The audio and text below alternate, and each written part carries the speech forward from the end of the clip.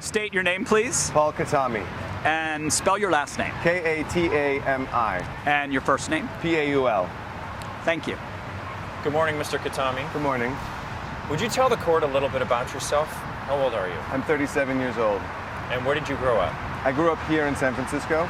And do you have any siblings? I do. How many? I have two. I have an older sister and an older brother. And where do your parents live? My father lives here in San Francisco, and my mother lives in Santa Clara, California. Where did you go to school?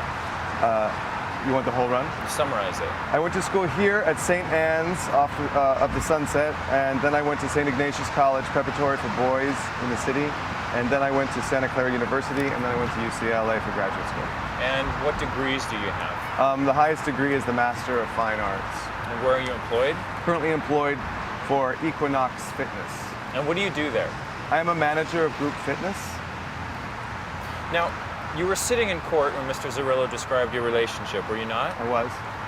And we don't have to go through again how long that's been going on, but I would like you to tell me whether you would like to get married as well. I would, most definitely. Now, incidentally, did you try to get married here in California? We did not. Did you go to apply for a marriage license? That we did. And what happened when you applied for a marriage license? Oh, we were denied for that license. When was that? That was in May of 2009. Why did you want to get married? There are many reasons. I think the primary reason for me is because I have found someone that I love and that I know I can dedicate the rest of my life to. And when you find someone who is not only your best friend, but your best advocate and supporter in life, it's a natural next step for me to want to be married to that person. Do you think if you were able to get married, that would in any way change your relationship with Mr. Zerillo? I think it would. In what way? Being married allows us to access the language. Being able to call him my husband is so definitive. It changes our relationship. We currently struggle in certain circumstances about what to call each other. We both dislike lover. You know, it's a challenge. But husband is definitive. It's something that everyone understands. There's no subtlety to it. It is absolute, and also comes with a modicum of respect and understanding that your relationship is not temporal. It's not new. It's not something that could fade easily. It's something that you've dedicated yourself to and you're committed to. Mr. Zerillo talked about the desire to have children. I'd like to ask you, what are your views about having children? I would love to have a family. And why haven't you so far? I think the timeline for us has always been marriage first, before family, for many reasons. But for us, marriage is so important because it solidifies the relationship, and we gain access to, again, that language that is global, where it won't affect our children in the future. They won't have to say, my dad and dad are domestic partners, because not everyone knows exactly what a domestic partnership is. So by having access to that language, again, it makes it definitive. And beyond the language, having a marriage would grow our relationship. It represents us to our community and to society. And by raising a family and knowing what our parenting skills would be like, we would want our children to be protected from any awkwardness or anything like that. We would want to focus on raising our kids. Do you think your children would be at a disadvantage if you were not married and they had... Do you think your children would be at a disadvantage if you were not married and if they could not describe their parents as being married? To a certain extent, I do. I believe that children that are not in a married home are just as susceptible to awkward discussions or whatever it might be in schools, outside of school. So do I believe that a marriage creates a more stable home for our children? In our case, that's what we believe. We need to be married before we have kids. Do you think that whether or not you're married affects the relationship that you and Mr. Zerillo have to the broader community, to people that you meet and deal with? Objection. Calls for expert testimony. I think this goes against the state of mind of the witness. I can safely say that if I were married to Jeff, that I know that the struggle that we have validating ourselves to other people would be diminished and potentially eradicated. I know how I felt when people have asked an LLC or an S corporation, no, not my business partner, my partner, a puzzled look because we're gay. Unless you have to deal with that, unless you have to go through a constant validation of self, there's no way to really describe how it feels. I'm a proud man. I'm proud to be gay. I'm a natural-born gay. I love Jeff more than myself, and being excluded in that way is so incredibly harmful to me. I can't speak as an expert. I can speak as a human being that's lived it. Now, you say you were a natural-born gay. Does that mean you've always been gay? As long as I can remember, yes. Have you always been openly gay? I have not. When did you come out? It was a gradual process. I struggled with it quite a bit. Being surrounded by what seemed everything heterosexual, you know, you tend to try and want to fit into that. Because when you are considered different from the norm, you're subject to all kinds of issues and situations that you want to avoid. That you shouldn't have to deal with in life. So as hard as you try, and I did, I tried to identify. I succumbed to peer pressure. I had a girlfriend in high school because you needed to have one to go to the prom or to go to the game or wherever it might be. So these pressures won over my being at that time. So in high school, I was able to confide in a few friends, and I don't think it was necessarily, well, we all think no one knows, but they kind of always do.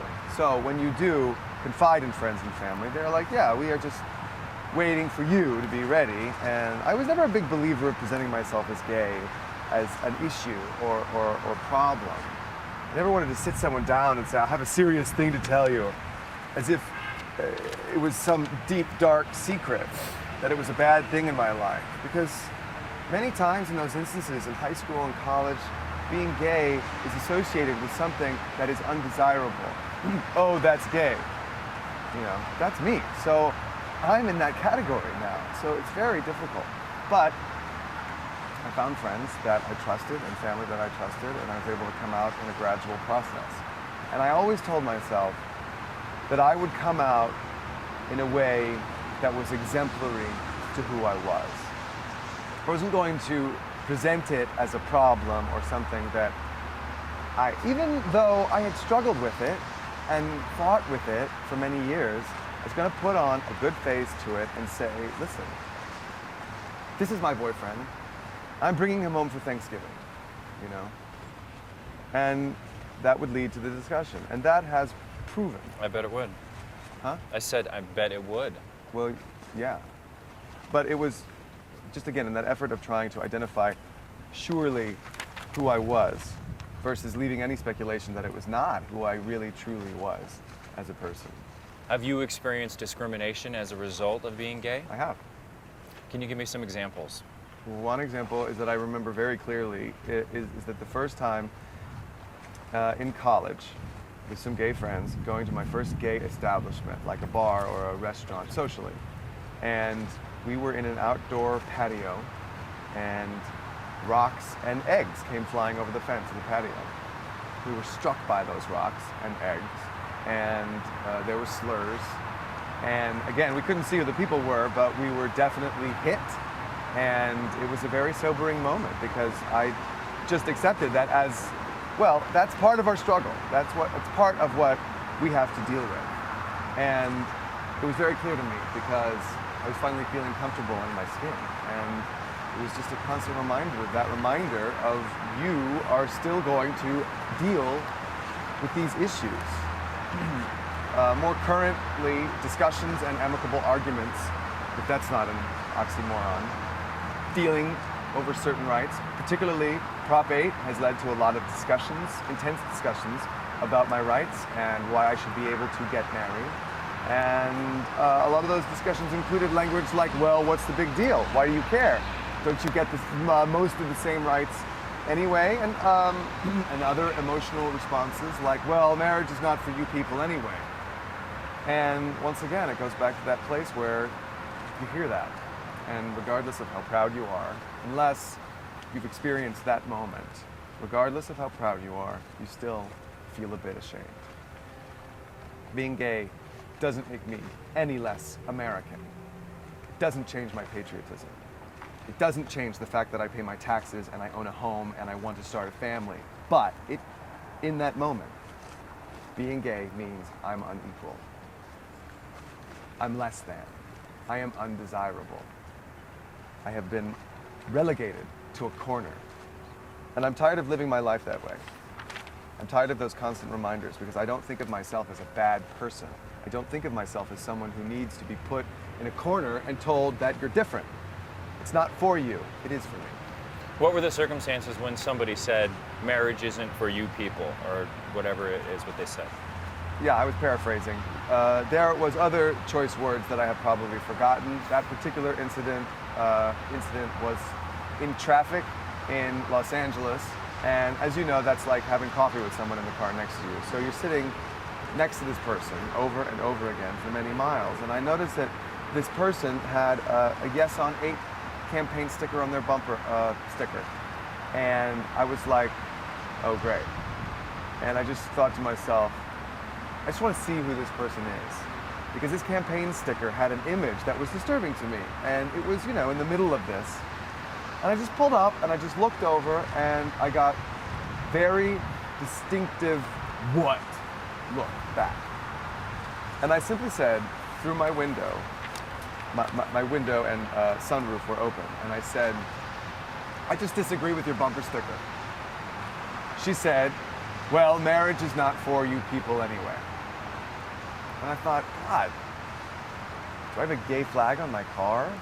Like, what's going on? How does she even know I'm a gay individual? And I normally think I'm pretty good at being able to retort and come back with, you know, something to support myself, but I was in shock.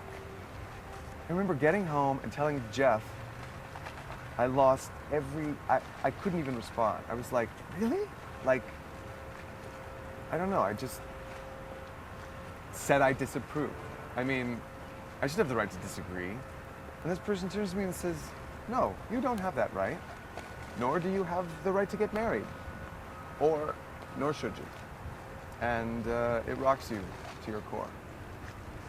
What was the image on the bumper sticker that you said was disturbing to you? I remember it was a yellow-blue, yellow-green bumper sticker, and it had like an image that looked like a parent and a child, and they were connected. And again, I haven't seen it for quite some time, but I remember there being a child, two figures, parent-child type of thing, and it just reminded me of the use of children in the campaign that frustrated me and I disagreed with. Now, when you say the use of children in the campaign, can you explain what you mean? Yeah. This one's a tough one because protect the children is a big part of the campaign. And when I think of protecting your children, you protect them from people who will perpetrate crimes against them. People who might get them hooked on a drug, a pedophile, or some person that you need protecting from. You don't protect yourself from an amicable person or a good person. You protect yourself from things that can harm you physically, emotionally. And so insulting, even the insinuation that I would be part of that category. So far away from that category. But to lump this issue to protect your family, protect your children, that invokes to me that we are some sort of perpetrator. That my getting married to Jeff is going to harm some child somewhere. And it's so damning. And it's so angering because I love kids. If you put my nieces and nephews on the stand right now, I'd be the cool uncle, right? And to think that you had to protect someone from me, from Jeff, from our friends, from our community, there's no recovering from that. There is no recovering from it. And then to back it up by saying, oh, but these kids will learn about you. Well, they learn about a lot of things in school. So I say be a parent. Talk to your children about it. But don't point your finger at me and put me in that category because I'm so far from that category.